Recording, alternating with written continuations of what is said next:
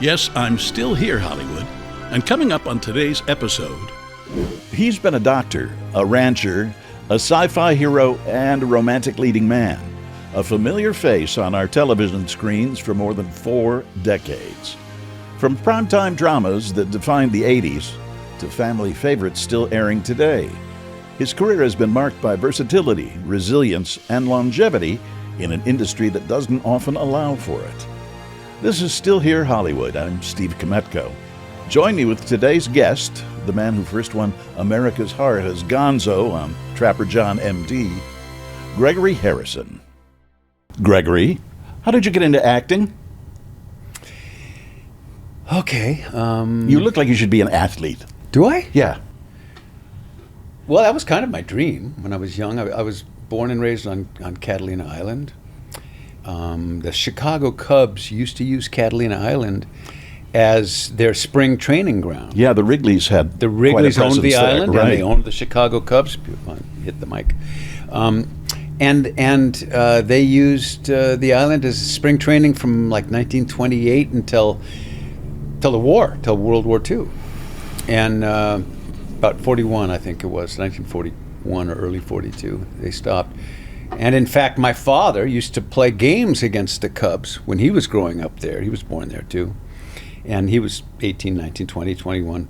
And, you know, they needed competition in spring training. So the local boys would play the Cubs on Cub Field, which I grew up playing baseball on.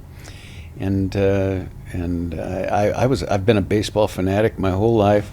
And I just wanted to be Mickey Mantle. I was born in 1950, so I looked at the New York Yankees around that time with Maris and Mantle, and they had, and I think it was 1957. They did the movie with Maris and Mantle, possibly 2 of the worst actors of all time, but they were in this, in a movie together, and I remember playing on Cub Field and dreaming of being Mickey Mantle, and that dream stayed alive for a long time.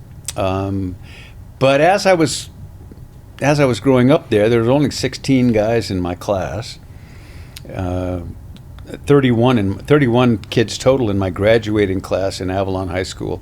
28 of them I went to kindergarten with. So we were like brothers and sisters, and we had a little theater, and we had a drama teacher, and a drama class.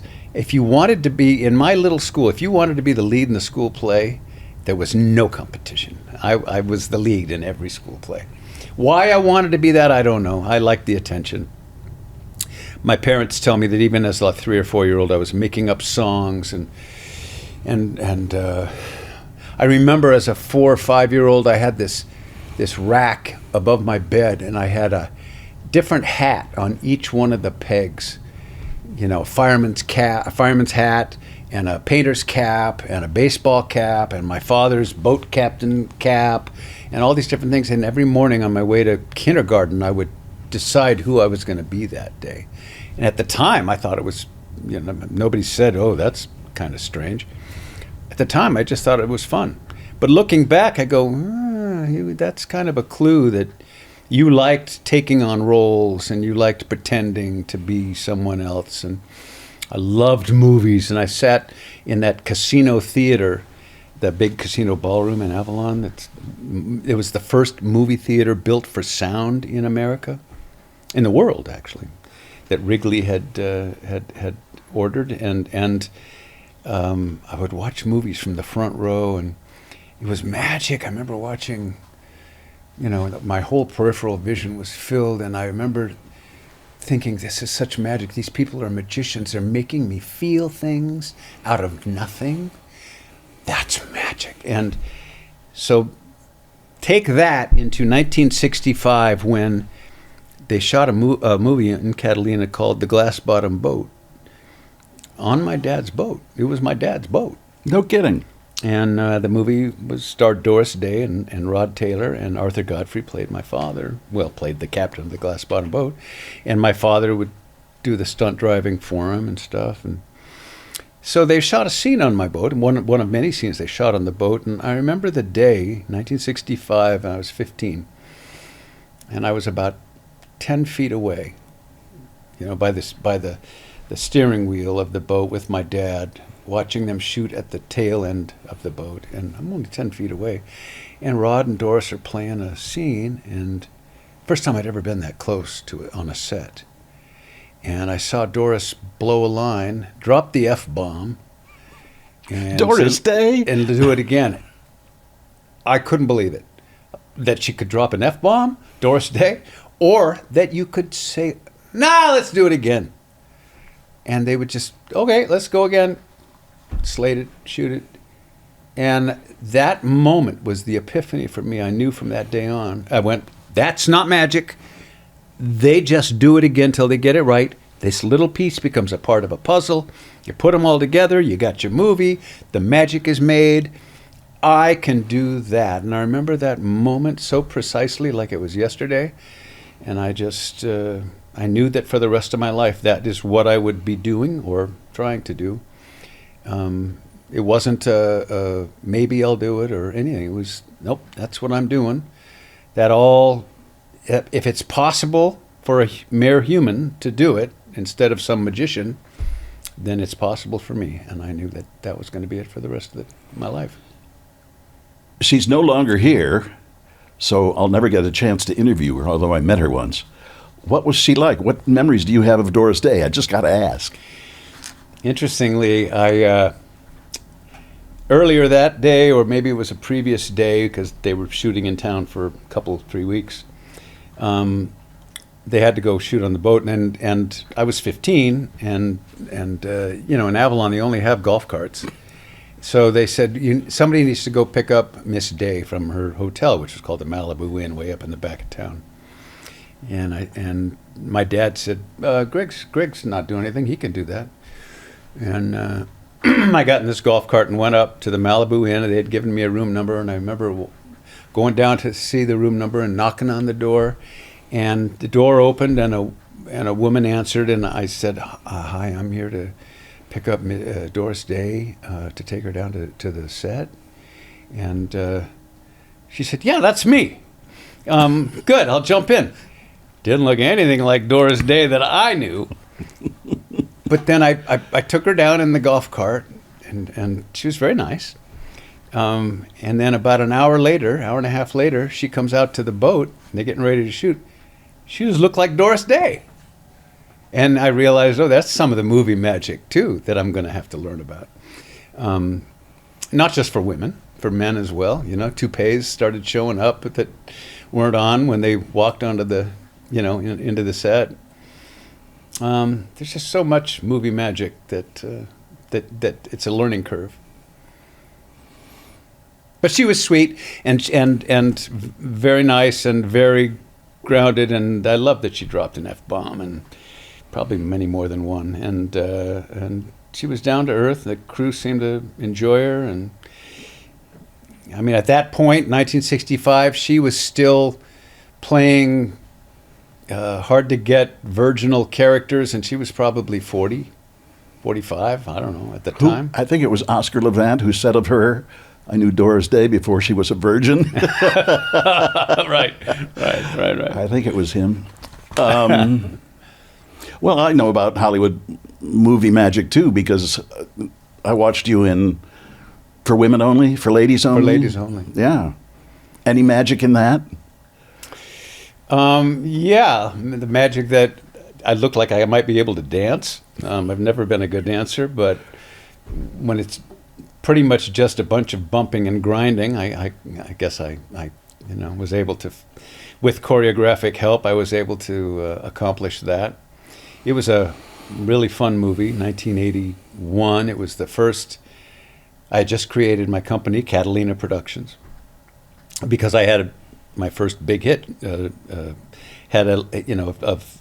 Trevor John M.D. had given me the power to get into anybody's office and pitch a project. So as my first production, I pitched For Ladies Only, and sold it without a script.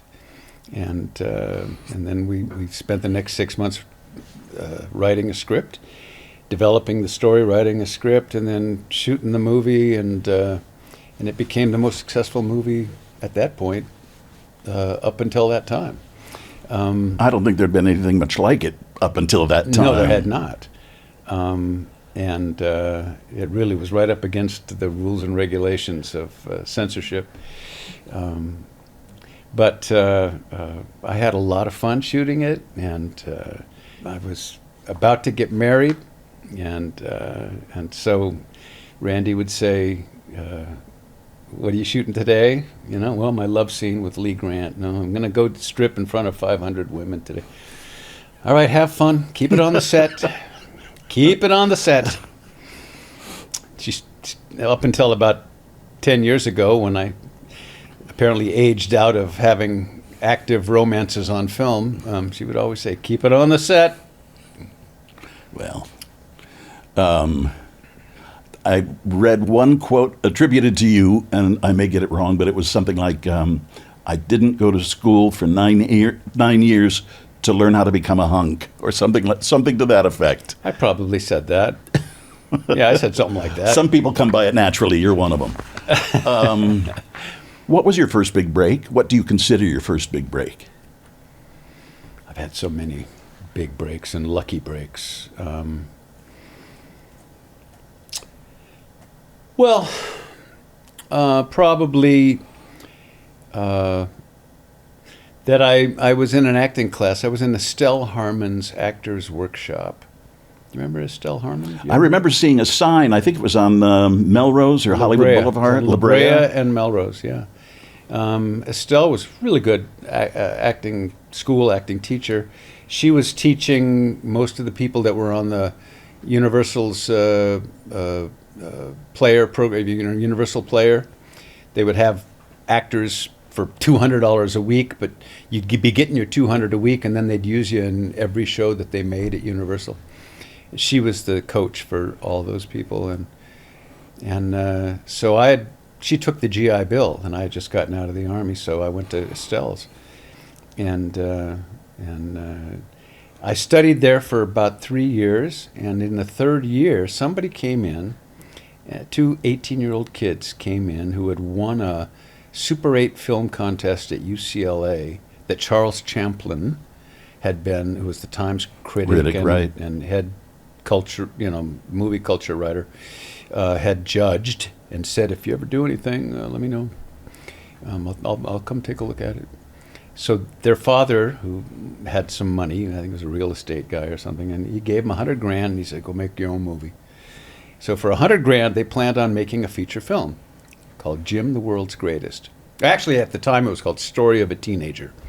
And they went around to the different acting schools in LA and asked every acting coach, who are your best male students here? And when they got to Estelle's, she said, "Well, we're having a class tonight." And I'd been there almost 3 years by that time. I had never worked, didn't have an agent, wasn't in the union, still pounding the pavement, wasn't looking for an agent. I was just learning my craft, happily. And she said, "We have a class tonight. Come and you'll see some scene work." And they came and they saw me do a scene. I don't even remember what it was or who it was with. And afterwards they said, "Will you star in our movie?" And I said, "Well, what do you mean?" And they said, "Well, we're going to shoot a movie on the weekends for a year. We're going to rent the camera equipment and lights on a Friday night, take it back Monday morning, so we only have to pay for 1 day for the rental. And we're going to shoot it in Long Beach," which is where they lived, Bixby Hills in Long Beach. "We're going to shoot it in Long Beach, and we don't have any money to pay you, but you'll be the star of the movie." And they showed me the script, and I said, "Yeah, why wouldn't I?" And then we did that for a year. We would go to work. I would go to work Friday evening in Long Beach, and we would work without sleep, maybe in cat naps, but without sleep until Monday morning. And then crash heavy till like Wednesday, and then start prepping for the next Friday to Monday grind. And so every week was like 1 day's cost for them for all the equipment. And after a year, we had a movie. And, I had never done anything, and nor had most of the people in the film, but it was a touching script. A guy named Sid Sheinberg was the president of Universal. This movie was about a kid, a senior in high school, who's taking care of his little brother. His father's an alcoholic. Happens that Sid's story was like that. He was the president of Universal. Charles Champlin took a look at the film, wrote this great article about it and me, and put it on the cover of the calendar section, raving about my performance and about the movie in general. Showed it and insisted that Sid, who he knew, take a look at it. Sid said, "That's my story." And he said, "We're buying this film." So it became a feature film at Universal. He said, "But it's so bad in spots, we're going to have to reshoot half of it." That got me in the union. Sid's article got Joan Scott of Scott and Smith Associates, a very influential agency, to call me at home to say, "Are you represented?" And I said, "No." And so she became my agent. It was like, that was my big break. And suddenly I had an agent, I was in the union, I was shooting a film at Universal, and I was only going in on leads. So I sort of I pretty much missed that whole section of slowly working your way up through bits and guest stars and all that to potentially starring in things. But I had spent years developing my craft. So I was ready. Well, it can take a long time to get to that point. Yes. But I was ready because I had done the work. But it was a lucky break. I mean, it was just such a lucky break. So many aspects of that were just a lucky break. And I've always, I've always loved that phrase, luck is when preparation meets opportunity. And I was prepared, and the opportunity came, and I grabbed it with both hands, and things worked out. Knock wood, I'm still working. Today is so much different than that. Kids don't need a father who's a real estate agent to get the money to make. They can do it on their iPhone. They can do it on their iPhone and post it online for virtually nothing. And talent is rising to the top there too, And just like back then, sometimes people get up there and they're not ready, and they're a one-time, a one-hit trick wonder, pony, yeah, one-trick pony, and but they get thinned out, and so it's different, but it's not different. I mean, I still think the cream rises to the top. Occasionally, bad apples, ruin the whole bunch. But how many more cliches can I throw in there? But I still love the business. I have a daughter who's in it, who just got a feature film made that she's co-starring in, and she wrote, and I'm in it, and so it goes on. Evolution. Well, you weren't an ape at any time. I have a few times in my life been there, but we shouldn't talk about that. Back with more in a moment. If you'd like to be more involved with us at Still Here Hollywood, you definitely can. Just visit patreon.com/stillherehollywood. You can support us for as little as $3 a month. You can get our episodes a day before they post anywhere else. You can see what guests will be coming up and submit questions for them. You can even tell us what stars you want us to have on as guests. You'll see what goes on before and after the episode, plus exclusive behind-the-scenes info, pics, video, and more. Again, that's patreon.com/stillherehollywood. You were also you said you were in the Army? Yeah. As a medic, right? Helicopter medic. I was a conscientious objector, so I didn't carry a weapon. And it was during Vietnam, right? During Vietnam. But you didn't go there, 70, did you? 71, no, because they couldn't, because I was a non-religious applicant for a conscientious objection, and that was not recognized and never been approved in the history of the country. So I was trying to set a new precedent, and they wanted to get me out of the country, so they sent me to Germany, and I spent 2 years, 7 months flying missions in Germany, picking up soldiers and dependents and dealing with that. But eventually I did win. I did become the first non-religious conscientious objector based on morality, and changed the Army regulation so that others could follow, and many have in that. Mm-hmm. So before I was even 21, I had done something that had tested me and tested my mettle. So Hollywood wasn't as frightening to me by the time I got out of the Army and had won this case and been through hell. I mean, the Army was hell for me. They made sure it was. People would say, Hollywood's snake pit. Are you sure you're ready? Yeah, I'm not worried about Hollywood. I can handle it. You know, I've been down, and I'm not afraid of being down, and I'm there for the long run. So it wasn't as scary to me as it was to most. I didn't go into Hollywood with a time limit. Are you glad you did? That I went to Hollywood? Yeah. Oh, I'm the luckiest man alive. Are you kidding me? Yes. I'm so grateful for my life. I'm so grateful for everything that's happened to me. I wouldn't trade a second of any of it, you know. And I've had downs. I'm a recovering addict. I've made a lot of mistakes, but they've all taught me. And my greatest strength, I think, is that I often, when I come to a fork in the road, I often take the wrong fork, take the wrong direction, but I'm really good at discovering it and making my way back and taking the other one.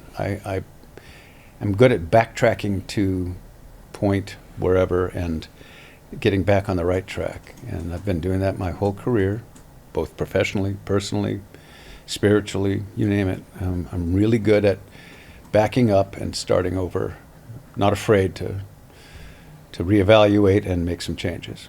That's my greatest strength. I think that's why I still have a career, actually. And I'm married, too. I'm 45 years married. Which is an accomplishment. Did you, I hope you don't mind my asking this, but about addiction. I'm an addict as well. Did Hollywood have anything to do with it? I tell people Hollywood was good to me, provided me with a great job and great income for a long time, but it wasn't good for me.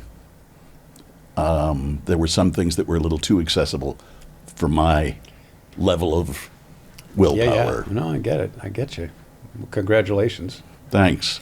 I remember Robin Williams said once that cocaine was God's way of telling you make too damn much money. Yes. Yep. So, I was making $100,000 an episode in the 80s, and I put $1 million up my nose, and it took me 9 years to finally get on my knees and admit that I wasn't in control of my life anymore. Not to get religious, but just to get humble, and say I need help.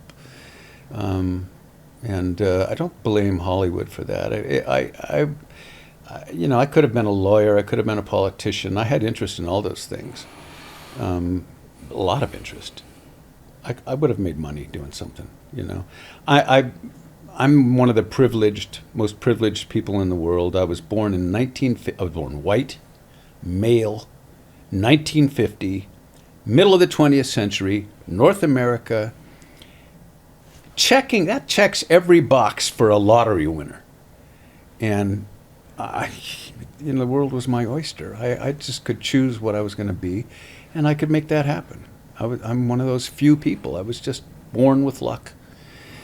But I recognized that privilege, and I'm grateful for it, but I also recognize that a lot of people don't have that privilege, and now I'm I've always been trying to help others who don't have the privileges that I have, and I don't take any of it for granted, ever.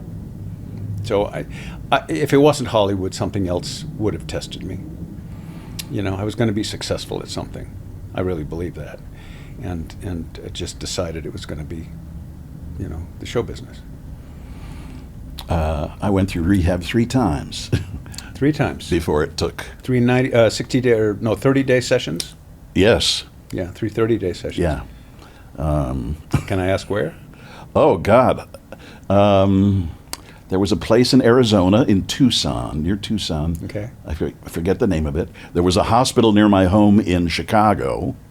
And then another place near my home in Chicago, till it finally, I had enough people saying, "Are you crazy? You know, what do you?" I didn't realize until late how privileged I was. My story reads much the same as yours. I had a minister father who was considering, writing me a conscientious objector letter, to try and get me out of. What was your religion? Baptist. Baptist. Didn't really qualify. Seventh-day Adventist, Jehovah's Witness, Quaker. I don't know if Baptist would have qualified, but maybe it would have been. I was raised Mormon and gave it up at 13. So I don't know that Baptist would have qualified either. You would have had the battle. Would have scared them. It scared them. You would have had the battle that I had. I wanted to. I didn't want to run away. I could have hidden. I could have pretended to be gay. I could have blown a toe off, which I've had a friend who did that. Any number of ways to be 4F and not have to serve. And I love my country, and I believe in it, and I didn't want to do that, but I also didn't want to be a part of a weapon in an unjust war that was unnecessary and illegitimate, and I didn't believe that all the alternatives to violence had been explored, and I don't think any alternatives to violence had been explored for that war, and not much has changed today. But I'm glad you didn't go. Well, it was the idea of looking down the barrel of a gun, that scared the hell out of me. See, interestingly, that's what most people felt. I didn't worry about that so much. I worried about killing someone. That's what scared me, was killing someone and living with it. Killing someone for an illegitimate reason and living with it. That guilt is what I was trying to avoid, and what I was fighting to try not to put myself in a situation where somebody's shooting at me, I'm going to shoot back. Don't allow yourself to be in a situation where you're going to kill someone to stay alive. I have a primal instinct to stay alive. I would have used it. I know I would have, given that situation. I didn't want to have to live with that. I'm not certain I could have done that if I faced with it, the fear. You went to Betty Ford, didn't you? I did. I got to interview her once. Did you? Yes. About that? Yes, at her place. Yeah, out in Rancho Mirage. Yes, and she was such a gracious, one of my great heroes of my life. An incredible woman. Yeah. Just an incredible person. Yeah. Anyway. Good for you. Oh, that's an experience I would have It loved. was an experience. I interviewed her husband, too. Anyway, this isn't about me. It's about you. It's a conversation. Okay. You're right. And that's the way I like it. Tell me about playing Gonzo. Do people still call you Gonzo? Every now and then, but, most of them are bald, or the ladies have blue hair. I mean, it's that's a generation or two ago, Facts of life. Yeah. So the ones that remember me as Gonzo is a niche. Most people nowadays recognize me from, Falcon Crest, One Tree Hill, different shows, that I've done in the interim between then and now. We'll be back in a moment. Well, tell me about Trapper John and how that came to be, your part in that show. Well, I think I was pretty much actually, I'd been doing a musical, Festival, it was called. I'd done it. Remember the Las Palmas Theater on Sunset Boulevard? Right. Or was it Hollywood Boulevard? Hollywood Boulevard. Yeah, the Las Palmas. We were doing a musical there called Festival with Brian Stokes Mitchell and Stephanie Zimbalist and I and several other really talented people. We had done it up at ACT in San Francisco for a couple months, and it was making its way to New York, and somebody from casting at 20th Century Fox came to see it, and that's what got Brian and I auditions. They asked to have us come in and audition for Trapper John MD, for this spin-off of MASH. Now, I was in a MASH unit in the Army. I saw the movie MASH in the MASH unit in the Army against a wall. Then I did an episode of MASH in 1975. That was one of the first things that I did. That was after I got that agency and everything. Was I co-starred or guest starred in an episode of MASH, and then 2 years later, 3 years later, I ended up with starring in the spinoff of MASH. So that was sort of a theme through my life, and I didn't realize that. All the time I was doing my medical stuff, that I was doing research for a series I'd be doing way down the road. But I got called in because of that musical with Stokes. He goes by Stokes now. It was Brian then, Brian Mitchell. And the two of us went in, and the two of us got those roles. He was Jackpot Jackson, and I was Gonzo Gates. And Christopher Norris, who I had done a little play with in 1974 in a 99-seat Equity Waiver Theater, ended up being Nurse Ripples Brancusi, and then they wanted to, and they locked it in. I think it was the seventh. That was the seventh series pilot that I had auditioned for and come in second on that year. I knew I was due. I was very due, and that's the one I got the part. And then they wanted to cast Strapper. So there was. I auditioned. This is back when they did not audition, screen tested.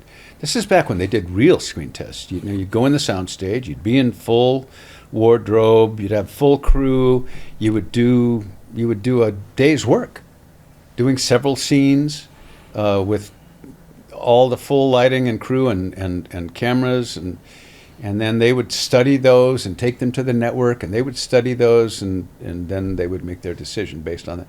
It's nothing like that anymore. Now you get cast off of a home video that you shoot yourself. Home video that you shoot. But no, they spent real money to do those. And I then, after I was locked in, I tested with about 5 different guys who took for the Trapper part. And Pernell was head and shoulders. Pernell Roberts was head and shoulders above everyone else. And our chemistry was really good.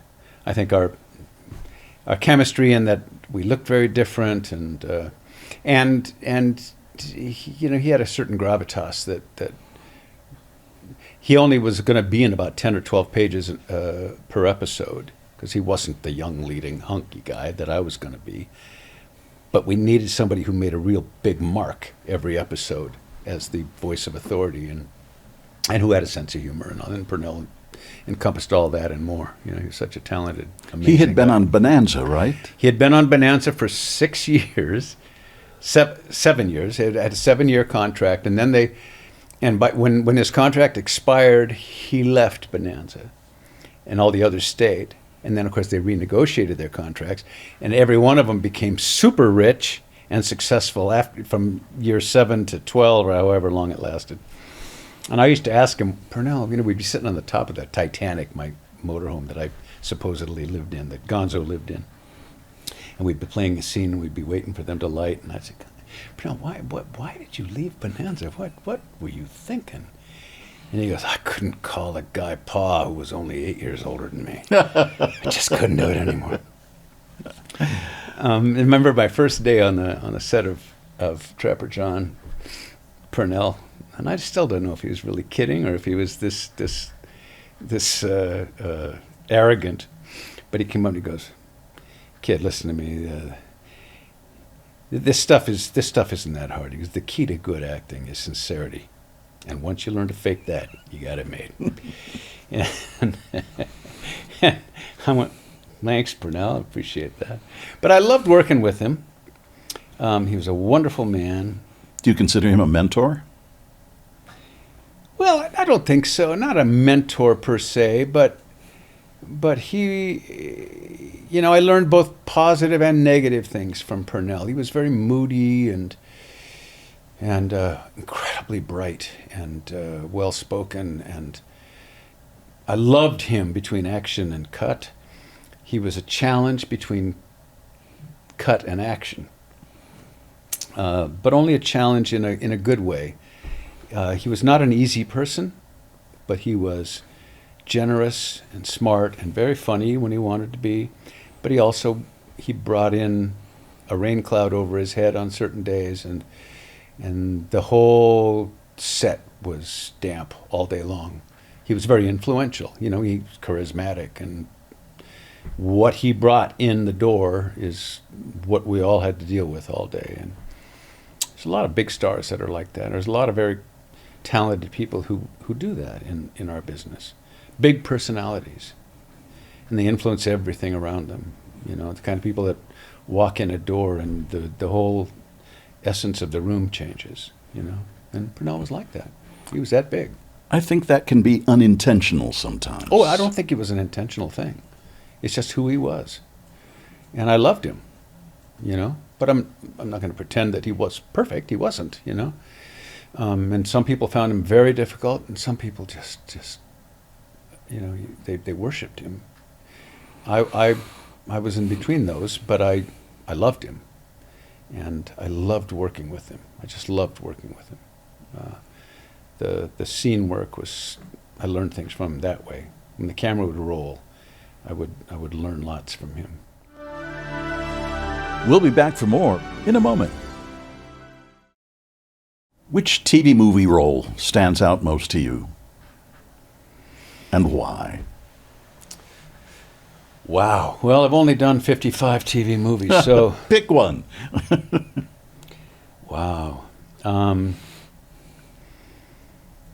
I did, early on, I did Centennial, which was a miniseries. It wasn't really a TV movie, but it was like 12 TV movies. I was in 12 hours, so 6 TV movies of Centennial. And I played Levi Zent, this central character who builds the town of who starts this town of Centennial, and just about every great actor in America and many from around the world were in that show, and I was at the core of it. So it gave me great credibility in the industry suddenly, and that was a wonderful thing to have.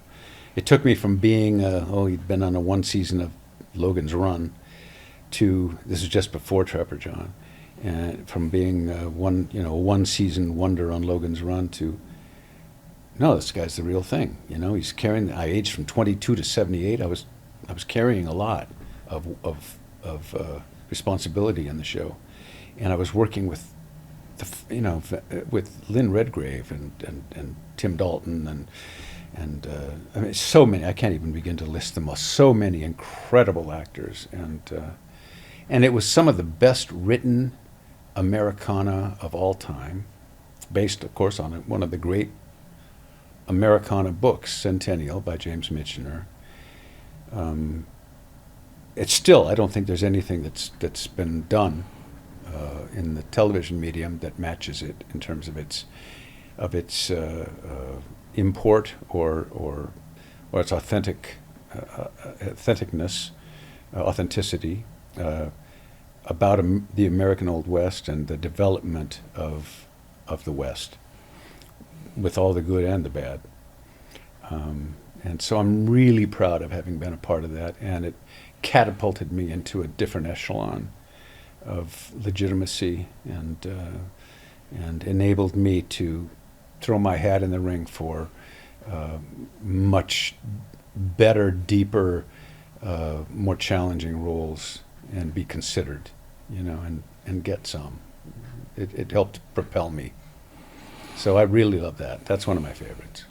And what about Falcon Crest? How did that shape your career? Well, I came in for the last season and killed it off. But it did help shape my career in the sense that it was the first bad guy that I played. And I'm not talking a bad guy. That's not even the right word. Horrific guy that I played, but charming. So it enabled me to do something that I have made a career out of ever since, which is to play good guys with a dark side, to play the grays, to play bad guys with charm. I ended up when Lifetime was just strict, all through the 90s, Lifetime movies were women in jeopardy. I was so often cast as, in different ways, as a guy who would ensnare a woman and with my charm, and then turn bad, or she would realize I was bad and have to escape me somehow. And because I'm good at playing those grays, I didn't make her look stupid, because I wasn't an obvious bad guy in the beginning. She wasn't falling for an obvious villain. And that was always important, to keep the leading lady smart. And the women at home going, I probably would have fallen for that guy too. So that was sort of a niche that last year of Falcon Crest created, playing Michael Sharp. And I had such a good time doing it that I pursued bad guys a lot after that. I loved the freedom of it, because when you're playing a good guy, a lot of people are going, I don't know if I do it that way. I don't know if I believe that. When you're playing a bad guy, nobody's saying, "Oh, bad guy wouldn't act like that." They just go, "Oh, bad guy." They don't know. Stay away from him. Yeah, but so I guess I had a wider parameter of things that I could do. The parameters on the performance were always wider, and I loved having that freedom. Playing a good guy, you have certain pressures, always to try and please everyone, to not offend anyone, to not do anything too edgy, and that's part of the business. You have to adhere to some of these rules as best you can, while still trying to represent your own thoughts and your own creativity. But there are rules and regulations, and so I'm a realist. You got to toe the line. Yeah, not always. I mean, I always push. Excuse me. I always push against the line, but it only goes so far before it breaks. Until your better sense kicks in. Yeah. You got to do this. Yeah. You got to choose your battles. Yeah, you do. What's the best career advice you've ever been given? I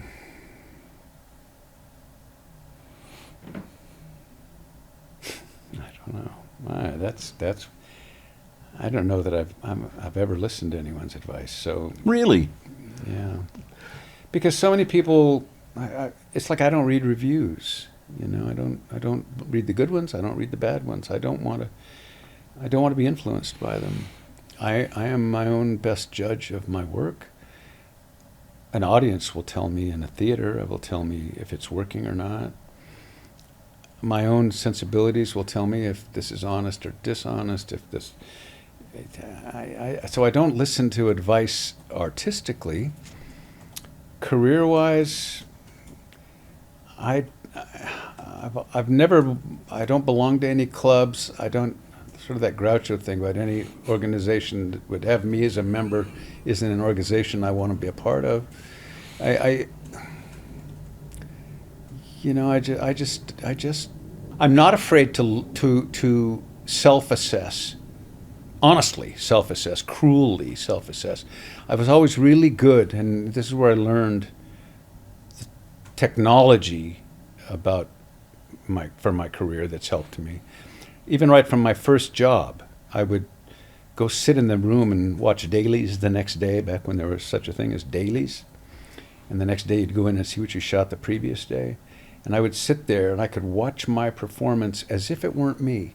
And I could judge what had happened, and I could assess my performance as if I were a separate human being, watching that. And break it down and approve this and say, oh, that didn't work. Oh, that's pretty good. Oh, you should have hit your mark there. That's why you're not in focus. I mean, you stood in that person's light. Oh, they're standing in your light. It's like learning from all that stuff. So I don't know. I mean, I when I hear about advice, people ask me for advice. People with kids and stuff. I've done a lot of shows with young children, and parents say, well, Tommy really wants to pursue acting. What do you suggest? I suggest that if there's anything else that he wants to do in his life, he should do that, because it's very unusual for someone to be successful. And unless you can't imagine anything else, you should do something else. I couldn't imagine anything else, you know. And then the advice that Betty Davis, you know, somebody asked Betty Davis, what's the best advice you can give to someone who wants to work in Hollywood? She said, take Fountain. Take Fountain. One of my favorite quotes. Yeah. So, I don't know that advice is really, it's flavored with so much personal experience from each advisor that I don't know that it's applicable, you know, and not just in acting. I mean, I'm pretty much like that in my day-to-day life, you know. I don't ask for much advice. I try to think things through and assess things on my own and absorb as much information and make wise choices if I can, or take that wrong path and then work my way back and realize I've made a mistake and have to go another direction. Just now, word came that Diane Keaton has died. Oh. At age 79. Oh. Did you ever meet her or know her? No, or I didn't. Any observations? Wow. It just seems like every few days another one of my peers drops. She's, she was such a huge part of possibly the two best movies of all time, The Godfather and Godfather 2, and she had a huge career besides that, but that was her most iconic performances, I think, and of course her Woody Allen movies. Annie Hall. Annie Hall. But she had a great career. She had a singular signature style and presence that no one else could approach. She was a unique entity in the world, and the camera loved her, and she was really great with comedy, and she understood how to humanize comedic moments and make you cry and laugh at the same time.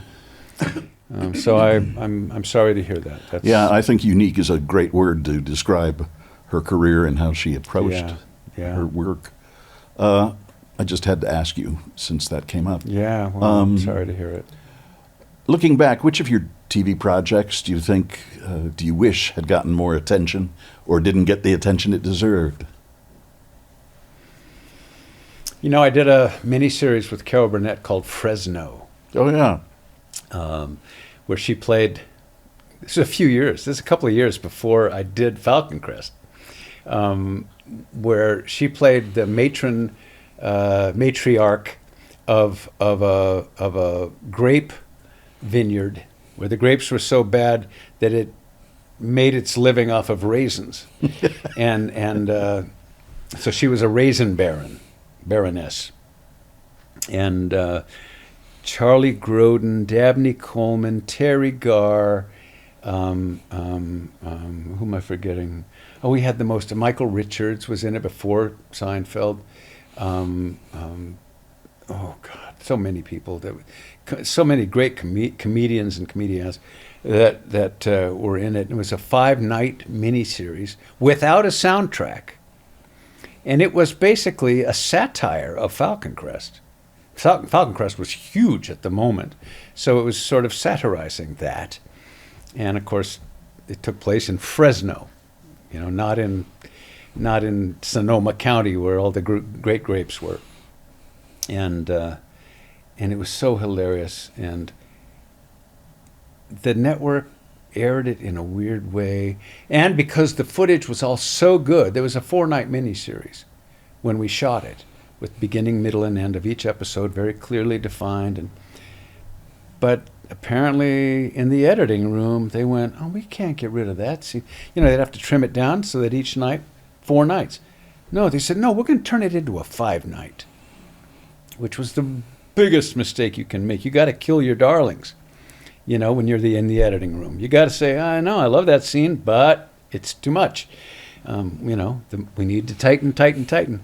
They didn't do that, and it just confused people.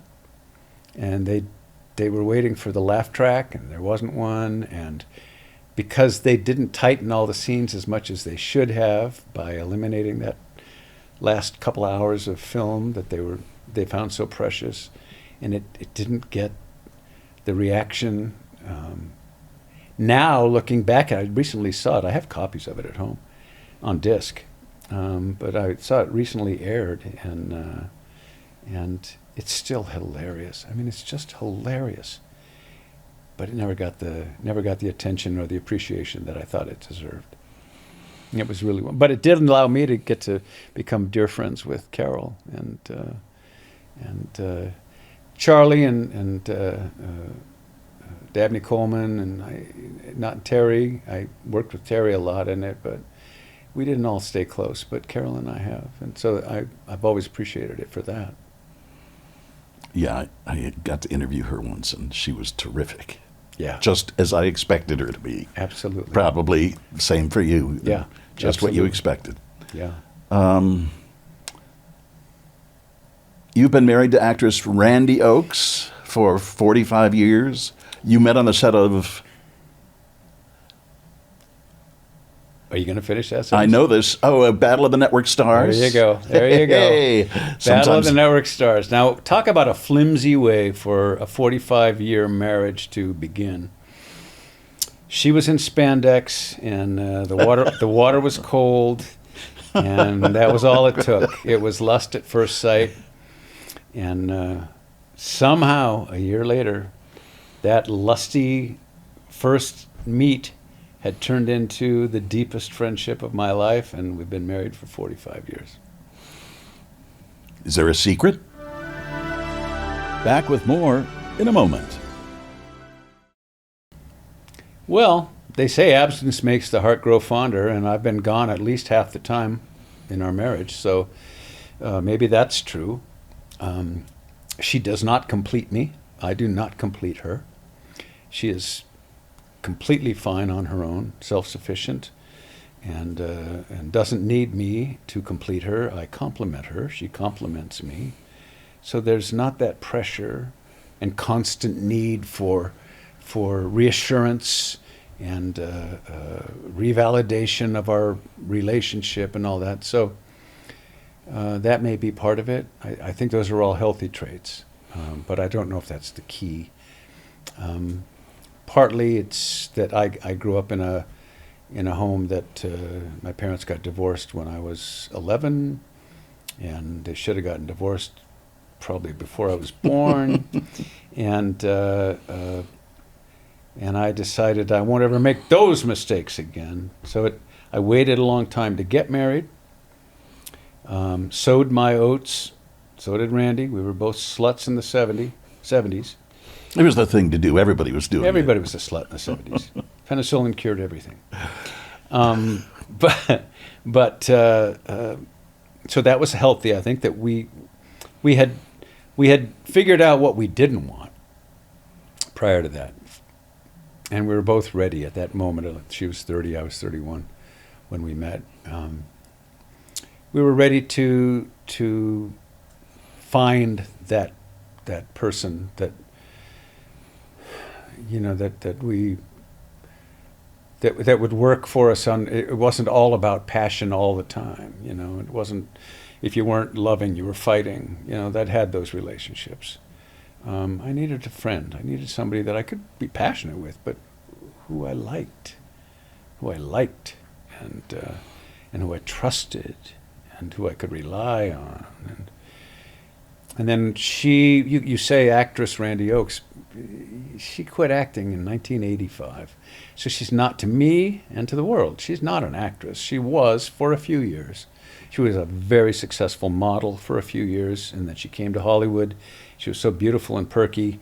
The camera loved her, and she got she became one of the Universal players for a year or two. Did a few episodes of different shows, and then got cast in. Actually, she played a car thief on Chips one week.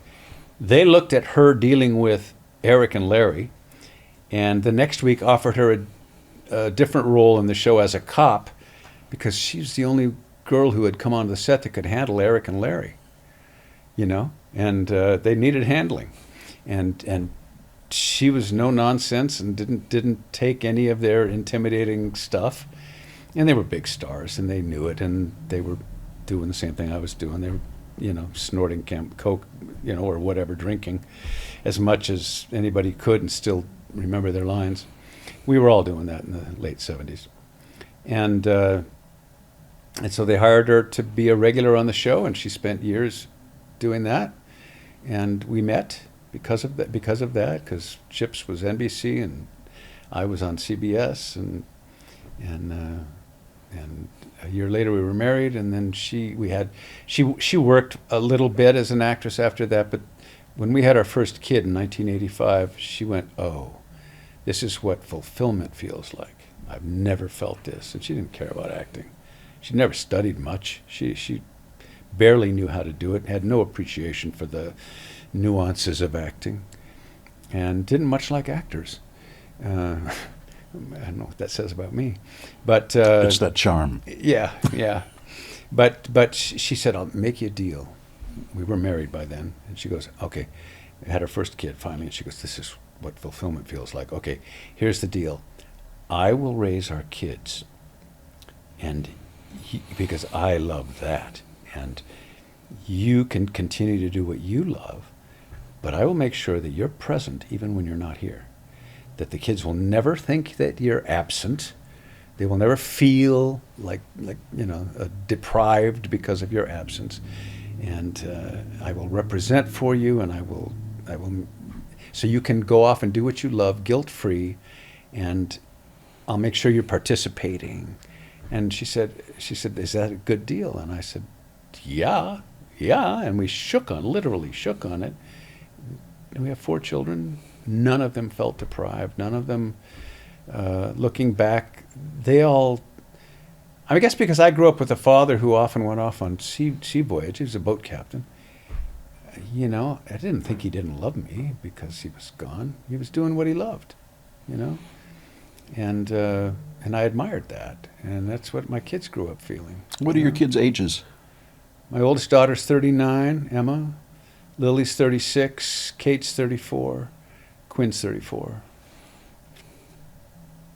Yeah. Are Kate and Quinn? Quinn.